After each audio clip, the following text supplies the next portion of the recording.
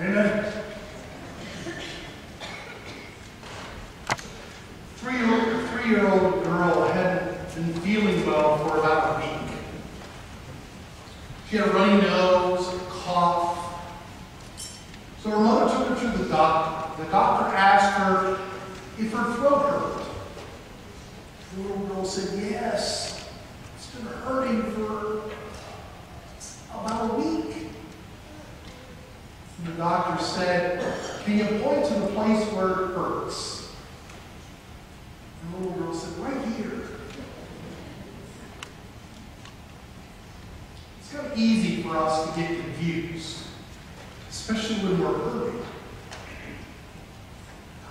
I wonder if we truly understand Christ's expectations for us in this confusing, mixed-up world we live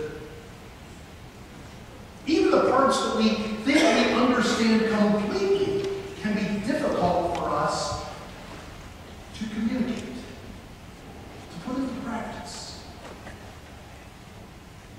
In today's first reading, we have the model of how to respond as Christ's ambassadors to our troubled world.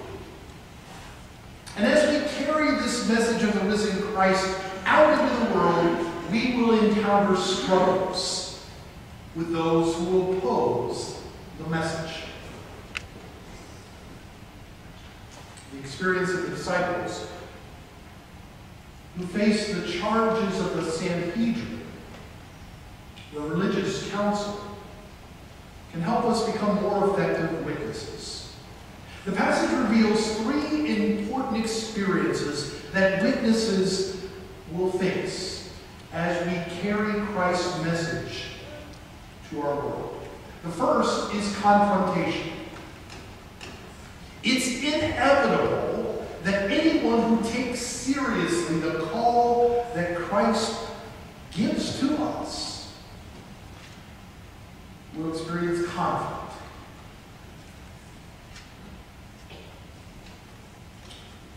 For a Christian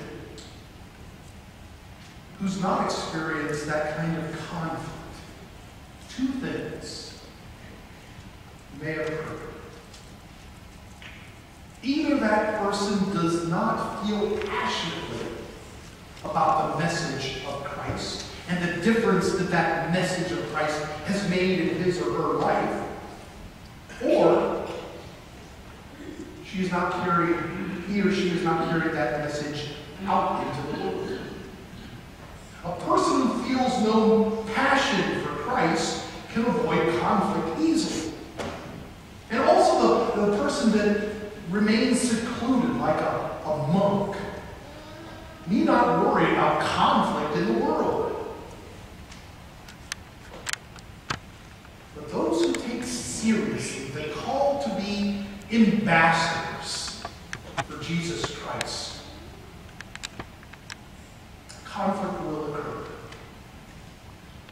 The disciples were called before the Sanhedrin, the council, to give account for their actions. They were confronted by the high priest for doing exactly what he had forbidden them to do. He said, "We strictly charged you not to teach in this name. Yet here you have filled Jerusalem with your teaching, and you intend to bring this man's blood onto us." The whole encounter speaks about who's in charge. In fact, the questioning of the disciples by the Sanhedrin reflect where the real power and authority lays. See, the religious leaders took pride in their religious authority, but up against the divine will of God, they look like pretenders. You see, they had issued injunctions against the disciples. They had crucified Jesus. They had imprisoned the disciples, and yet the message was still being preached.